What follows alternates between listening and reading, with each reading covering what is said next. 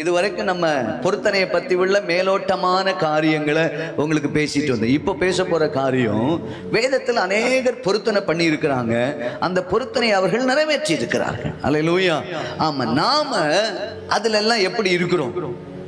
நம்ம அவங்க பண்ண பொருத்தனை போல நம்ம வாழ்க்கையில அதெல்லாம் நம்ம நிறைவேற்றுறோமா? நமக்கு அப்படி ஒரு பொருத்தனை இருக்கா? அப்படி இல்லைன்னா நம்ம அந்த பொருத்தனையை செய்யணுமா வேண்டாமா அப்படின்னு நம்ம யோசித்து பார்த்து சில காரியங்களை சிந்திப்பது நமக்கு மிகவும் ஆசீர்வாதமாக இருக்கும். அல்லேலூயா. வேதத்தில் அநேகர் பொருத்தனை பண்ணி இருக்கிறாங்க. அநேகருடைய பொருத்தனைகள் நமக்கு வாழ்க்கைக்கு மாதிரியாக இருக்கிறது. நமக்கு தெரிஞ்ச பொருத்தனை, அன்னாள் தன் பிள்ளையை சொல்ல மாட்டேன்றேனே பொருத்தனை பண்ணா அப்படின்னு எல்லாருக்கும் தெரியும். எப்தா தன் மகளை கர்த்தருக்காக பொருத்தனையாக செலுத்தினான். யாக்கோபு ஒரு பொருத்தனை பண்ணா. இதெல்லாம் நமக்கு தெரிஞ்ச விஷயம். நமக்கு தெரியாத நிறைய விஷயம் பைபிளுக்குள்ள இருக்குது. நீங்க படிச்சிருப்பீங்க, நான் சொல்லும்போது அதெல்லாம் உங்களுக்கு ஞாபகம் வரும். அல்லேலூயா. என்னெல்லாம் பொருத்தனை அப்படின்னு சொல்லிட்டு அந்த பொருத்தனையை அவர்கள் எப்படி நிறைவேற்றினார்கள், அவருடைய வாழ்க்கையில கர்த்தர் கொடுத்த ஆசீர்வாதம் என்ன என்பதை குறித்து நாம் தியானிப்போமாக. முதலாவது நாம் படிக்க போற ஒரு காரியம், வாசிங்க என்னோடு கூட வேதத்தை திருப்புங்க. 134ஆம் சங்கீதம், மன்னிக்கவும் 132ஆம் சங்கீதம், 132ஆம் சங்கீதம் அதனுடைய 1வது வசனத்திலிருந்து 5வது வசனம் வரைக்கும் நாம் சேர்ந்து வாசிக்கலாம். 132ஆம் சங்கீதம் அதனுடைய 1வது வசனத்திலிருந்து 5வது வசனம் வரைக்கும். கர்த்தாவே, தாவீதையும் அவனுடைய சகல உபத்திரவத்தை நினைத்தருளும். அவன் நான் கர்த்தருக்கு ஒரு இடத்தையும் யாக்கோபின் வல்லவருக்கு ஒரு வாசஸ்தலத்தையும் காணுமட்டும் என் வீடாகிய கூடாரத்தில் பிரவேசிப்பதும் இல்லை, என் படுக்கையாகிய கட்டிலின் மேல் ஏறுவதும் இல்லை, என் கண்களுக்கு நித்துரையும் என் இமைகளுக்கு உறக்கத்தையும் வரவிடுவதில்லை என்று கர்த்தருக்கு ஆணையிட்டு யாக்கோபின் வல்லவருக்கு பொருத்தனை பண்ணினான். அல்லேலூயா. இன்னொரு முறை படிங்க, அப்பதான் உங்களுக்கு அது புரியும். இன்னொரு முறை கூட வாசித்திடலாம். கர்த்தாவே, தாவீதையும் அவனுடைய சகல உபத்திரவத்தை நினைத்தருளும். அவன் நான் கர்த்தருக்கு ஒரு இடத்தையும் யாக்கோபின் வல்லவருக்கு ஒரு வாசஸ்தலத்தையும் காணும் மட்டும் என் வீடாகிய கூடாரத்தில் பிரவேசிப்பதும் இல்லை, என் படுக்கையாகிய கட்டிலின் மேல் ஏறுவதும் இல்லை, என் கண்களுக்கு நித்துரையும் என் இமைகளுக்கு உறக்கத்தையும் வரவிடுவதில்லை என்று கர்த்தருக்கு ஆணையிட்டு யாக்கோபின் வல்லவருக்கு பொருத்தனை பண்ணினான். அல்லேலூயா. இது ஒரு அற்புதமான ஒரு பொருத்தனை. இது தாவீது சொன்ன ஒரு வார்த்தை, தாவீது பண்ணின ஒரு பொருத்தனை. என்ன பொருத்தனைன்னா, அவனுடைய உள்ளத்துக்குள்ள நம்ம எல்லாம் நம்முடைய தேவைகளுக்காக பொருத்தனை பண்ணுவோம். ஆமென். நான் அநேகருடைய வாழ்க்கையில பாத்தீங்கன்னா அற்புதங்களுக்காக பொருத்தனை பண்ணுவான். அல்லேலூயா. அன்னாள் ஒரு பொருத்தனை பண்ணாள் என்று சொன்னால் அவளுடைய நிந்தை நீங்குவதற்காக ஒரு பொருத்தனை. எப்தா ஒரு பொருத்தனை பண்ணினான் என்று சொன்னால் அவனுக்கு வெற்றி கிடைப்பதற்காக ஒரு பொருத்தனை. யாக்கோபு ஒரு பொருத்தனை பண்ணாய்னா போகிற இடத்துல கர்த்தரனை காப்பாற்ற வேண்டும் என்று சொல்லி ஒரு பொருத்தனை. ஆனால் தாவீதுடைய ஒரு பொருத்தனை இது எல்லாவற்றையும் விட அப்பாற்பட்ட ஒன்றாக இருக்கிறது. அல்லேலூயா. இவனுடைய பொருத்தனை தன்னை சார்ந்ததல்ல, தன் குடும்பத்தை சார்ந்ததல்ல, தன்னுடைய ஆசீர்வாதத்தை சார்ந்ததல்ல. இவனுடைய பொருத்தனை மாறாக கர்த்தருக்கு ஒரு வாசஸ்தலத்தை நான் பார்க்க மட்டும். அல்லேலூயா. அவன் சொல்லுகிற ஒரு வார்த்தை, கர்த்தருக்கு ஒரு இடத்தையும் யாக்கோபின் சர்வ வல்லவருக்கு ஒரு வாசஸ்தலத்தையும் காண மட்டும். அவன் ஒரு பொருத்தனை பண்றான். முதலாவது சொல்றான், என் கூடாரத்தில் நான் பிரவேசிப்பது இல்லை. எங்க பிரவேசிப்பதில்லை சொல்லுங்க? என் வீடாகிய கூடாரத்தில் பிரவேசிப்பதில்லை. இரண்டாவது சொல்லுகிறான், என் படுக்கையாகிய கட்டிலின் மேல் ஏறுவதில்லை. என் படுக்கையாகிய கட்டிலின் மேல ஏறுவதில்லை. மூன்றாவது சொல்கிறான், என் கண்களுக்கு நித்துரையும் என் இமைகளுக்கு உறக்கத்தையும் வரவிடுவதில்லை என்று கர்த்தருக்கு ஆணையிட்டு யாக்கோபின் வல்லவருக்கு ஒரு பொருத்தனை பண்ணினான். அல்லேலூயா. இந்த வசனத்தை படிக்கும் போதெல்லாம் என் உள்ள ஆனந்தத்தால் பொங்குது. என்ன மாதிரி ஒரு பொருத்தனை. நம்ம எல்லாம் ஆண்டவர்கிட்ட கேட்பாப்பா, எனக்கு இந்த காரியத்தில் ஒரு அற்புதம் செய்யுங்க, வெற்றி தாங்க, அதை செய்யுங்க, இதை செய்யுங்க அப்படின்னா நான் உங்களுக்கு பொருத்தனை பண்ணுவேன்னு சொல்லும்போது, இவனுடைய பொருத்தனை நம்ம எல்லாம் என்ன தெரியுமா பண்ணுவோம்? எதையாவது கொடுப்போம், காணிக்கை கொடுப்போம், கன்வென்ஷன் நடத்துவோம், கூட்டம் நடத்துவோம், சர்ச்சைக்கு செய்வோம், அப்படிதான் ஒரு பொருத்தனை. இவனுடைய பொருத்தனை கொஞ்சம் வித்தியாசம். என்ன மாதிரி பொருத்தனைன்னா, தன்னையே பொருத்தனையாக கொடுக்கிறான். அல்லேலூயா. முதலாவது சொல்றான், அப்பாவுக்கு ஒரு வீடை கட்டணும். அவன் எப்படிப்பட்ட வீட்டுல குடியிருந்தான் பைபிள் சொல்லுதுன்னா 2 சாமுவேல் 7 அதிகாரம் 1-2 வசனத்தை படிச்சீங்கன்னா, நேரம் இல்ல நீங்க எழுதி வச்சு வீட்டுல படிங்க. 2 சாமுவேல் 7:1-2 படிச்சீங்கன்னா, கேதுரு மரத்தால் செய்யப்பட்ட ஒரு வீட்டுல குடியிருந்தான். தாவீது எங்க குடியிருந்தான்? கேதுரு மரத்தால் செய்யப்பட்ட ஒரு வீட்டுல குடியிருந்தான். நம்ம வீட்டுல அப்படி ஒண்ணும் இல்லை. ஆமென். சொல்ல மாட்டேன்றீங்களே. ஆமா, நல்ல விலை உயர்ந்த மரம் தான் கேதுரு மரம். அந்த மரத்தால செய்யப்பட்ட ஒரு வீட்டுல தாவீது குடியிருக்கிறான். அந்த வீட்டுல குடியிருந்துட்டு சொல்றான், ஆண்டவருக்கு ஒரு வாசஸ்தலத்தை கட்டுகிற வரைக்கும் கூடாரமாகி என் வீட்டுக்குள்ள நான் என்ன செய்ய மாட்டேன், பிரவேசிக்க மாட்டேன். அடுத்து சொல்றான், என் கட்டில் மேல ஏற மாட்டேன். ஆமா, தூங்குறதுக்கு என் கட்டில் மேல யார் என்ன செய்ய மாட்டேன், படுக்க மாட்டேன். அடுத்து சொல்றான், என் கண்களுக்கு நித்திரையும் உறக்கத்தை நான் வரவிடுவதில்லை. அல்லேலூயா. இது 3 பாயிண்ட் இருக்கு, அதுல ஒரு பாயிண்ட் மட்டும் எடுத்துக்கிறேன். தூக்கத்துல ஒரு பொருத்தனை. எதுல ஒரு பொருத்தனை சொல்லுங்க? தூக்கத்துல ஒரு பொருத்தனை. இன்னைக்கு காலையில நீங்களும் நானும் செய்ய வேண்டிய ஒரு மிகப்பெரிய பொருத்தனை அது. அல்லேலூயா. தூக்கத்தை விரும்பாத மனுஷனே கிடையாது. எல்லாருக்கும் எவ்வளவு நேரம் தூங்கினாலும் அவங்களுக்கு நேரம் போதவே போதாது. இன்னும் கொஞ்சம் உறங்கட்டும். நீதிமொழிகளை வாசிக்கிறேன் பாருங்க. நீதிமொழிகள் 6ஆம் அதிகாரம் வாசிங்க. நீதிமொழிகள் 6ஆம் அதிகாரம் 9வது வசனத்திலிருந்து 11வது வசனம் வரைக்கும் நம்ம படிக்கும்போது, சோம்பேறியே நீ எவ்வளவு நேரம் படுத்திருப்பாய், எப்பொழுது உன் தூக்கத்தை விட்டு எழுந்திருப்பாய். இன்னும் கொஞ்சம் தூங்கட்டும், இன்னும் கொஞ்சம் உறங்கட்டும், இன்னும் கொஞ்சம் கை முடக்கி கொண்டு நித்திரை செய்யட்டும் என்பாயோ. உன் தரித்திரம் வழிப்போக்கனை போலவும் உன் வறுமை ஆயுதம் அணிந்தவனை போலவும் வருமா. அல்லேலூயா. தூக்கத்தை விரும்பாத ஆளே கிடையாது. எத்தனை பேருக்கு தூங்குறது ரொம்ப பிடிக்கும்? எனக்கு நல்லா பிடிக்கும் பாஸ். அப்படி சொல்லி கை தூக்கம் பார்ப்போம். எனக்கு தூக்கம் ரொம்ப பிடிக்கும் பாஸ். உண்மையை சொல்லுங்க, கை தூக்குங்க. உங்களை ஒண்ணு நான் குறை சொல்ல மாட்டேன். நானும் தூக்கியிருக்கேன் பாருங்க. எனக்கும் தூக்கம் பிடிக்கும். அல்லேலூயா. தூக்கம் பிடிக்காத ஆளே கிடையாது. எல்லாருக்கும் நல்லா தூங்கணும், எவ்வளவு நேரம் கிடைச்சாலும் தூங்கணும் அப்படின்னு தான் நம்ம நினைப்போம். ஆனா தாவீதுடைய பொருத்தனை என்ன தெரியுமா? என் கண்களுக்கு தூக்கத்தையும் உறக்கத்தை நான் என்ன செய்ய மாட்டேன், வரவிட மாட்டேன். எது வரைக்கும்? கர்த்தருக்கு ஒரு வாசஸ்தலத்தை காணும் மட்டும். ஆண்டவருடைய ஆலயம் கட்டி முடிக்கிற வரைக்கும், ஆண்டவருடைய ஆலய பிரதிஷ்டை பண்ணுகிற வரைக்கும், கர்த்தருக்காக ஒரு ஆலயத்தை கட்டுகிற வரைக்கும் என் கட்டில் மேல நான் ஏற மாட்டேன், என் வீட்டுக்குள்ள நான் பிரவேசிக்க மாட்டேன், என் கண்களுக்கு உறக்கத்தையும் தூக்கத்தையும் வர விட மாட்டேன். அப்படின்னா என்ன அர்த்தம்? அவன் தூக்கத்தை கர்த்தருக்காக வெறுத்தான். தூக்கத்தை கர்த்தருக்காக வெறுத்தான். அல்லேலூயா. தூக்கத்துல ஒரு பிரதிஷ்டை பண்ணின ஆண்டவரே, இனி நான் தூங்க மாட்டேன், விழித்திருந்து ஜெபிப்பேன். அல்லேலூயா. நீதிமொழிகளை சாலமன் சொல்றான், இன்னும் கொஞ்சம் உறங்கட்டும், இன்னும் கொஞ்சம் தூங்கட்டும் என்று கை முடக்கி கொண்டு நித்திரை செய்வாயோ. உன் தரித்திரம் எப்படி வருது? வழிப்போக்கனை போல வரும். பக்கத்துல கை குடி சொல்லுங்க, தூங்காதுங்க. தூக்கத்துல ஒரு பிரதிஷ்டை பண்ணுங்க. இன்னைக்கு விழித்திருந்து ஜெபிப்பேன்னு சொல்லுங்க. எங்க பாஸ்டர், நீங்க பாட்டுக்கு பிரசங்கம் பண்ணிருவீங்க, எங்களால் அதெல்லாம் பண்ண முடியாதே பாஸ்டர். அல்லேலூயா.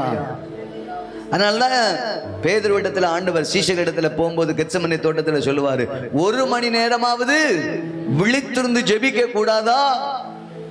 சில நேரம் சர்ச்சில் பார்த்தோன்னா நம்ம சிலருக்கு கண்ணெல்லாம் பார்த்தா அப்படி அந்த பேதுருவை ஆண்டவர் சீஷர்களை அந்த கெத்செமனே தோட்டத்துல பார்த்த போலயே இருக்கும். அவங்க கண்ணெல்லாம் எப்படி இருந்துச்சு சொல்லுங்க? நித்திரை மயக்கமா இருந்துச்சு. சபையிலையும் பார்த்தீங்கன்னா காலையிலேயே நல்ல ஃபேனு, நல்ல இது. இங்கேயாவது பரவாயில்ல, தக்கலை சர்ச்சில் சில நேரம் ஃபேனே இருக்காது. ஆனாலும் அந்த அந்த சூட்டிலையும் உட்காந்து சிலர் என்ன செய்வாங்க, நான் சிலர் கண்ணெல்லாம் பார்ப்பேன், அந்த கண் எப்படி இருக்குன்னு தெரியுமா? நித்திரை மயக்கமா இருக்கும். எப்படி? பிரசங்கத்தை கேட்கிற மாதிரியும் இருக்கும், தூங்குற மாதிரியும் இருக்கும். அப்படி 2 கெட்டானா இருக்கும். இந்த 2 கெட்டானுக்கு ஒன்னும் மண்டைக்குள்ள என்ன செய்யாது, பிரசங்கத்தை கேட்டது மாதிரியும் இருக்காது, ஒன்னும் மண்டைக்குள்ள போனது மாதிரியும் இருக்காது. ஏசு சொன்னாரு, எப்பா உன் கண்ணெல்லாம் எப்படி இருக்கு, எப்படி இருக்கு? நித்திர மயக்கமா இருக்கு. சில பிள்ளைகள் பார்த்தீங்கன்னா கண் அப்படியே சொக்கி இருக்கும். 2 வாரத்துக்கு முன்னாடி ஒரு பாஸ்டர் வந்தாரு. எல்லாரும் அகிலேஷை பார்க்குறியா, அவன் தூங்கிட்டியடா? தோத்து. ஆமா, 2 வாரத்துக்கு முன்னாடி ஒரு பாஸ்டர் வந்தார். நான் அப்போ சனிக்கிழமை உபவாசம் முடிச்சுட்டு நான் உள்ள ரூமில் படுத்துருந்தேன். நம்மால் வந்து பேசிக்கிட்டே இருக்கிறார். எனக்கா முந்தின நாள் நைட்டு நான் தூங்கலை, தூக்கம் கண்ணுக்குள்ளே சொக்கிட்டு வருது. நான் நல்லா அவர் பேச பேச கண்ணு அடையுது. இவர் இல்லை பிரதர் பிரதர். ஆனால் இவர் என்ன தட்டுனாலும் ஏன் தூக்க மயக்கத்தில் அவருடைய பேச்சை ஒன்றுமே நான் என்ன செய்யலை. எப்படி கல 1 மணி நேரம் இருந்து பேசியிருப்பாரா? அவர் 1 மணி நேரம் பேச, நான் 1 மணி நேரம் தூங்க, கடைசியை தட்டி எழுப்பி என்ன சொன்னான்னு எனக்கு யோசிச்சு பார்த்தா ஒண்ணுமே, அவர் என்ன சொன்னான்னு எனக்கு ஒண்ணுமே புரியல. நான் அப்பதான் நினைச்சுக்கிட்டேன், நம்ம பிரசங்கம் பண்ணும்போது நித்திர மயக்கத்தில் இருக்கிறவங்களுக்கு இதான் கதி. என்ன பிரசங்கம் பண்ணணும் முடிஞ்சு வீட்டுல போய் யாராவது கேட்டா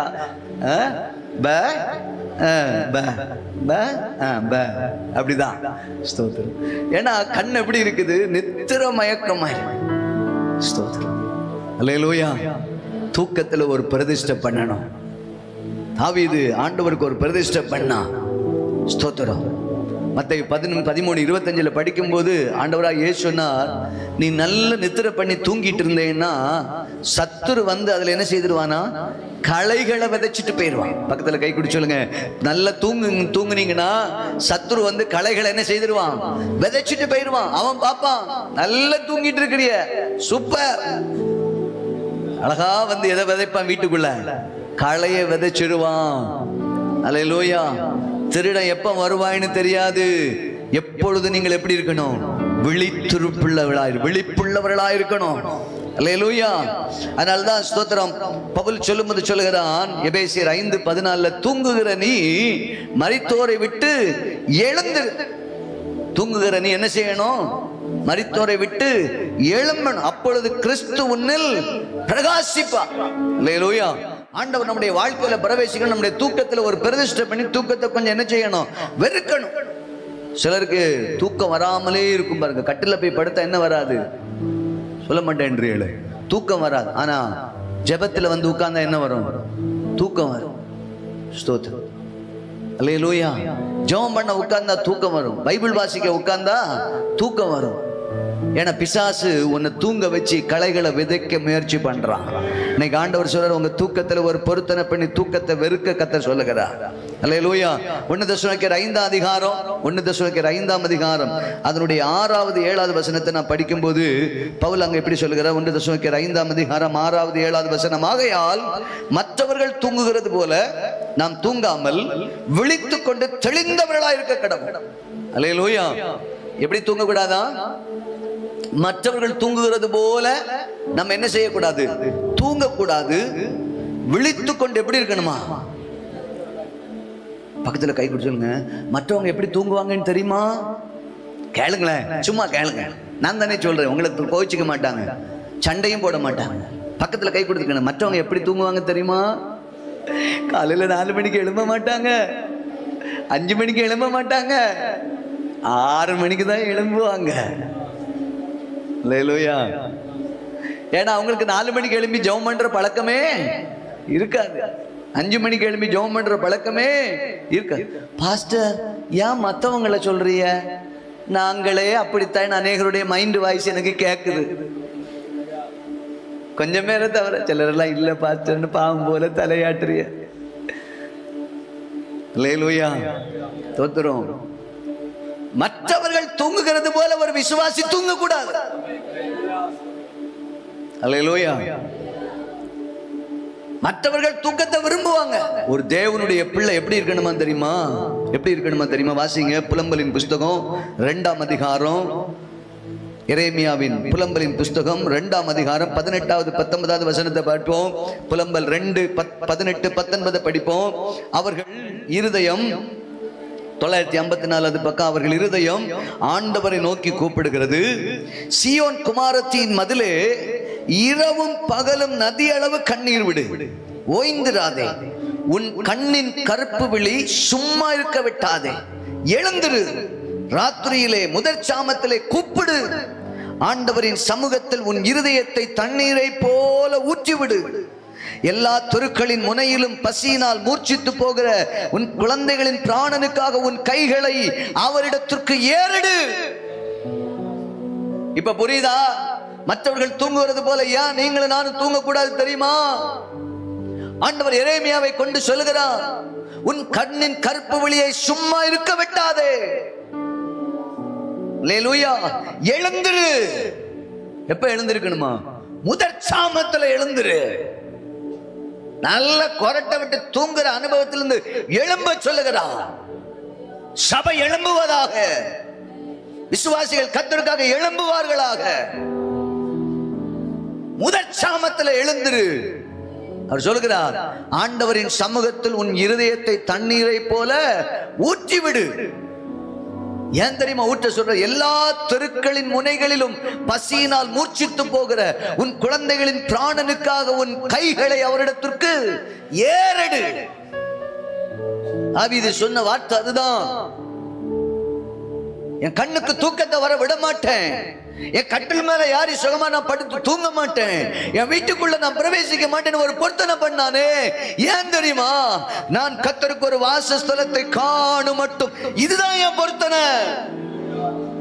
நம்ம எல்லாம் ஆண்டவர்கிட்ட கேட்டுக்கிட்டு நீர் எனக்கு தந்தா நான் இதை செய்வேன்னு சொல்றோம். ஆனா தாவீது அப்படி அல்ல. என்னையே உமக்காக கொடுக்கிறேன், என் சுக வாழ்வை உமக்காக கொடுக்கிறேன். கட்டில யாரி சுகமா படுத்து தூங்குறத நான் விரும்பல.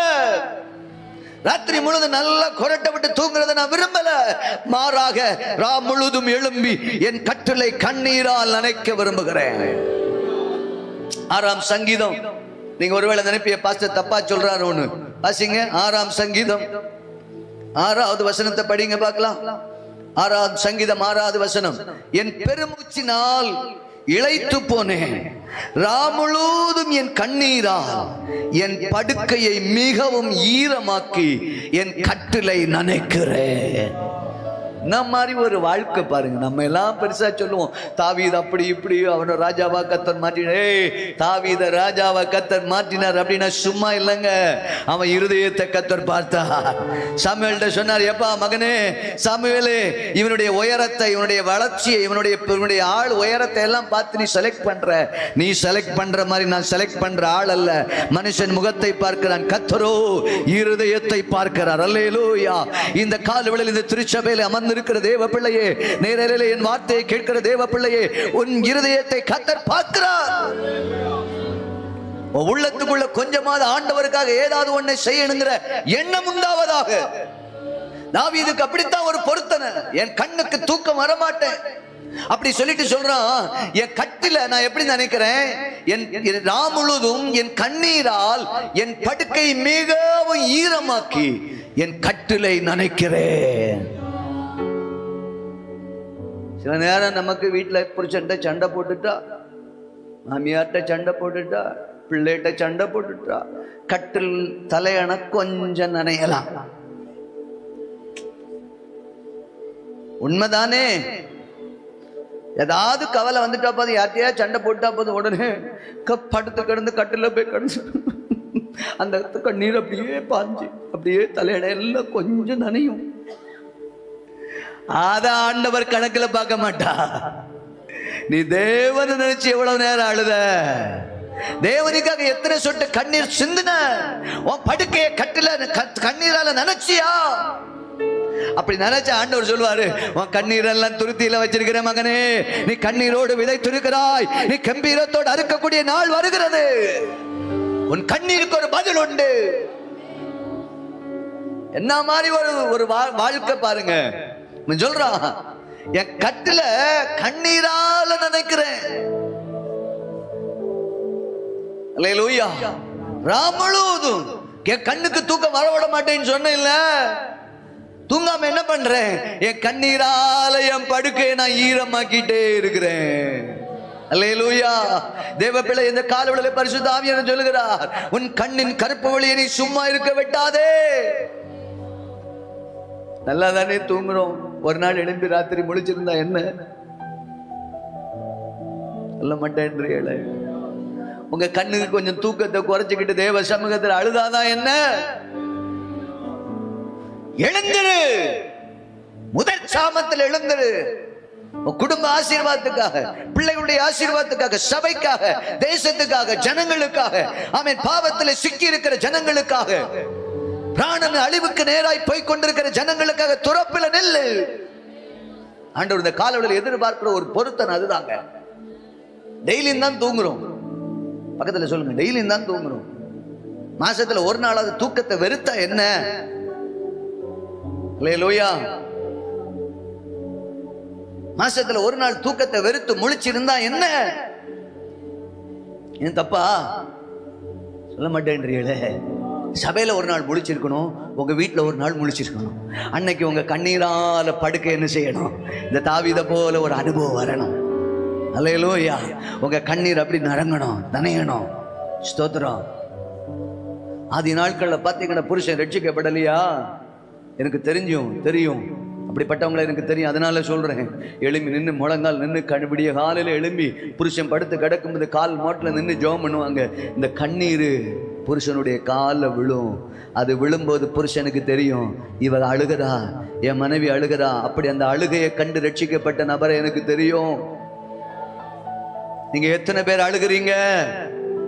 எத்தனை பேர் பிள்ளைக்கு முன்னாடி முழங்கால நிக்கிறீங்க? பிள்ளை தூங்கும், புருஷன் தூங்கும், குடும்பம் தூங்கிட்டு இருக்கும் போது நீ எத்தனை ராத்திரி முழங்கால கண்ணீர் வடிக்கிற? ஆண்டவரோட ஆசீர்வதிக்கல நினைக்கிறியே? என் குடும்பம் இன்னும் மேன்மைப்படல நினைக்கிறீங்கல்ல? இன்னைக்கு ராத்திரி இன்னைக்கு காலையில் ஆண்டவர் சொல்லுகிறார், உன் ராத்திரியில முதல் சாமத்தில் எழுந்திருந்து கண்ணீர் சிந்து அழு அழு. தாவீது சொல்லுகிறான், என் கட்டில நான் ஏற மாட்டேன், என் வீட்டுக்குள்ள போய் சுகமா தூங்குகிறதுக்கு காலம் இதுவல்ல.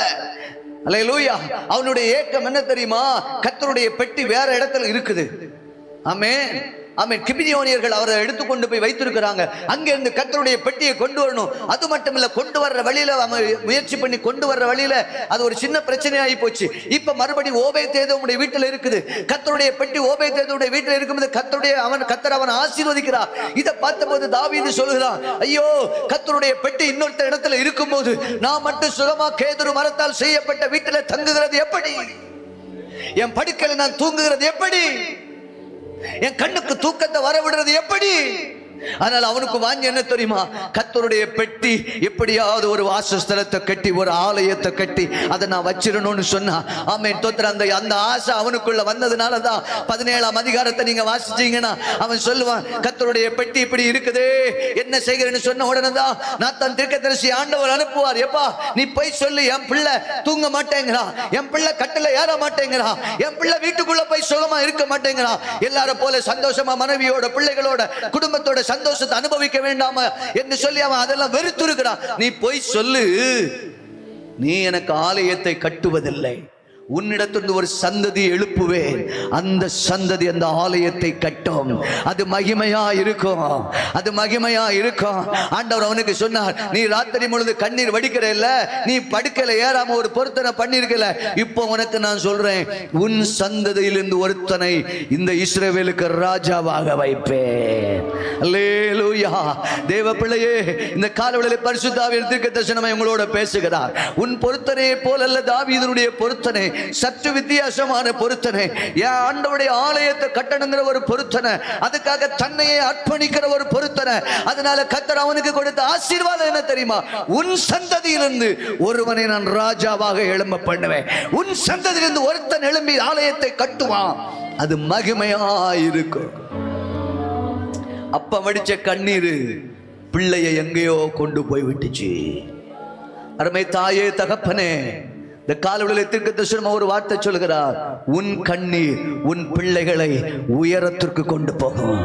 உன் கண்ணீர் உன் பிள்ளைகளின் ஆசீர்வாதத்தின் உச்சத்திற்கு கொண்டு போகும். தாவீது ஆடு மேய்த்தவன், படிப்பில்லாதவன், வசதி இல்லாதவன், எல்லாராலும் வெறுத்து ஒதுக்கப்பட்டவன், அவன் புறக்கணிக்கப்பட்டவன், ஒன்றுமில்லாதவன் என்று வெறுத்து தள்ளப்பட்டவன். ஆனால் தாவீதுடைய இருதயம் ஆண்டவருக்கு தெரிந்தபடியினார் அந்த தாவீதை ஆண்டவர் ராஜாவாக தெரிந்தெடுத்த போது அவன் ஆண்டவருக்கு ஒரு வாசஸ்தலத்தை காண மட்டும், என் கட்டில ஏற மாட்டேன், என் படுக்கையில படுக்க மாட்டேன், இதுதாங்க பொருத்தனை. ஏதோ ஆண்டவர் எனக்கு செய்வார், அப்படி செய்வேன் இப்படி செய்வேங்கிறத விட இது ஒரு பெரிய பொருத்தனை. அல்லேலூயா. என் கண்ணுக்கு நான் என்ன விட மாட்டேன், தூக்கம் வர விட மாட்டேன். சொல்றான், என் கண்ணீரை, என் கட்டிலை கண்ணீரா நினைக்கிறேன். அவனுடைய தலைமுறையை கர்த்தர் ஆசீர்வதித்தார். சாலோமனுடைய ஆசீர்வாதத்தின் அளவு பயங்கரம். எனக்கு நேரம் இல்லை நான் சொல்லியிருப்பேன். அவனுக்கு ஒரு நாள் சாப்பாட்டு செலவே எவ்வளவுன்னு பைபிள் என்ன செய்திருக்கு, எழுதியிருக்கு. அவ்வளவு வசதி, உலகத்தில் இல்லாத ஞானம், உலகத்தில் இல்லாத ஐஸ்வர்யம், உலகத்தில் இல்லாத மகிமை, உலகத்தில் இல்லாத முறைக்கு ஒரு தேவனுக்கு ஒரு பெரிய பிரம்மாண்டமான ஆலயத்தை அவன் கட்டினான். இந்த காலையில் ஆண்டவர் சொல்லுகிறார், உங்க பொருத்தனை எப்படி இருக்குங்க? என்னைக்காவது இப்படி ஒரு பொருத்தனை உங்களுக்கு இருந்திருக்கா? என் கட்டில நான் ஏற மாட்டேன், என் வீட்டுக்குள்ள போக மாட்டேன், கண்ணுக்கு தூக்கத்தை வர விட மாட்டேன். தாவீது அப்படி ஒரு பொருத்தனை பண்ணான். இயேசு, நீங்க வீட்டில் போய் படிங்க, லூக்கா 6:12 படிச்சீங்கன்னா இயேசுடைய ஊழியத்தின் வெற்றி ராமுழுதும் ஜெபம் பண்ணாராம். ஒரு மலையின் மேல போய் என்ன செய்தாரு சொல்லுங்க? ராமுழுதும் ஜெபம் பண்ணாராம். யோசுவா 10ஆம் அதிகாரம் 9வது 10வது வசனத்தை படிச்சீங்கன்னா அங்கே யோசுவா ஒரு வெற்றியை காண்பதற்கு 5 ராஜாக்கள் அவர்களுக்கு விரோதமாக வந்தபோது ஒரு வெற்றியை சுதந்திரிக்க ராமுழுதும் நடந்தார். எப்படி சொல்லுங்க? ராமுழுதும் நடந்து வந்து விடியற் காலையில் வெற்றியை சுதந்திரிக்க கர்த்தர் உதவி செய்தார். அதுக்கு என்ன அர்த்தம் தெரியுமா? என்ன அர்த்தம் தெரியுமா? நீங்க ராமுழுதும் நடந்தா கால் மிதிக்கும் தேசம் எல்லாம் கர்த்தருக்கு சொந்தமா. எனக்கு அப்பதான் மனசுல தோணுச்சு, அப்பா இந்த வசனத்தை ராத்திரி எடுக்கும்போது எனக்கு மனசுல தோணுச்சு, யோசுவா ராமுழுதும் நடந்து தேசத்தை என்ன செய்தான், நம்மளும் ஏன் ராத்திரி நடக்க கூடாது? ஆமே. நாயலை கண்டு கொஞ்சம் பயம் உண்டு. எதை கண்டு? ராத்திரி நடக்க போனா எல்லாரும் வீட்டில் நாய் என்ன செய்திருவாங்க, அவுத்து விட்டு. அந்த நாயை கண்டு தான் பயம், நடக்கிறதுக்கு பயம் அல்ல. ராமுழுதும் நடந்து போய் வெற்றியை சுதந்திரித்தான். அல்லேலூயா. 1 சாமுவேல் 15:11 படிச்சீங்கன்னா சாமுவேல் ராமுழுதும் தேவனை நோக்கி ஜெபம் பண்ணானா. சாமுவேல் என்ன செய்தானா? ராமுழுதும் தேவனை நோக்கி ஜெபம் பண்ணானா. இப்ப பக்கத்துல சொல்லுங்க, இப்ப பக்கத்துல கை கொடு சொல்லுங்க, இஸ்ரவேலை காக்கிறவர் உறங்குகிறதும் இல்லை, தூங்குகிறதும் இல்லை. இஸ்ரவேலை காக்கிறவர் என்ன செய்ய மாட்டாரு? உறங்குவதும் இல்லை. அவர் உறங்க மாட்டார், தூங்க மாட்டார். ஏன் நம்ம கொஞ்சம் தூக்கத்தை வெறுக்க கூடாது? பக்கத்துல கேளுங்க, இனி முழு இரவு ஜெபம் வச்ச வருவியலா?